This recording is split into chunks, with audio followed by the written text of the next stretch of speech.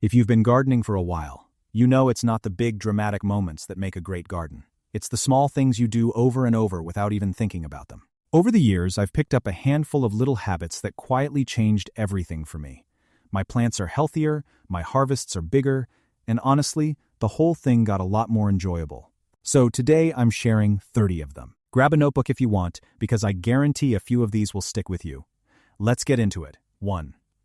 I walk through my garden every single morning. 5 minutes with a cup of coffee catches problems before they become disasters.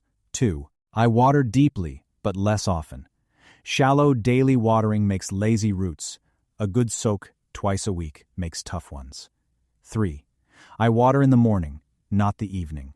Wet leaves overnight are an open invitation to fungus and disease. 4. I mulch everything. A few inches of mulch holds moisture, blocks weeds, and feeds the soil as it breaks down. 5. I never leave bare soil. If nothing's growing there, I cover it. Bare ground just grows weeds and bakes hard in the sun. 6. I feed the soil, not the plant. Healthy soil full of life does most of the work for me. 7. I compost everything I can. Kitchen scraps, leaves, grass clippings. It all goes back into the garden eventually. 8. I rotate my crops every year. Planting the same thing in the same spot just builds up pests and drains nutrients. 9. I keep a garden journal. What I planted, when, and how it did, my memory lies, but my notes don't. 10. I plant what my family actually eats. A beautiful crop of something nobody touches is just wasted space. 11. I start small and expand slowly. An overwhelmed gardener quits. A confident one grows. 12. I read the seed packet. All the spacing, timing, and depth information I need is right there for free. 13. I label everything. I promise you will not remember what's in that row in 3 weeks. 14. I pinch off the first flowers on young transplants. It feels wrong, but it tells the plant to grow roots first and fruit later. 15. I harvest often. The more I pick, the more most plants produce, especially beans, cucumbers, and zucchini. 16. I harvest in the morning, when produce is crisp and full of moisture, not wilted from the afternoon heat. 17. I let some plants go to seed, free seeds for next year, and the flowers feed the pollinators. 18. I plant flowers among my vegetables.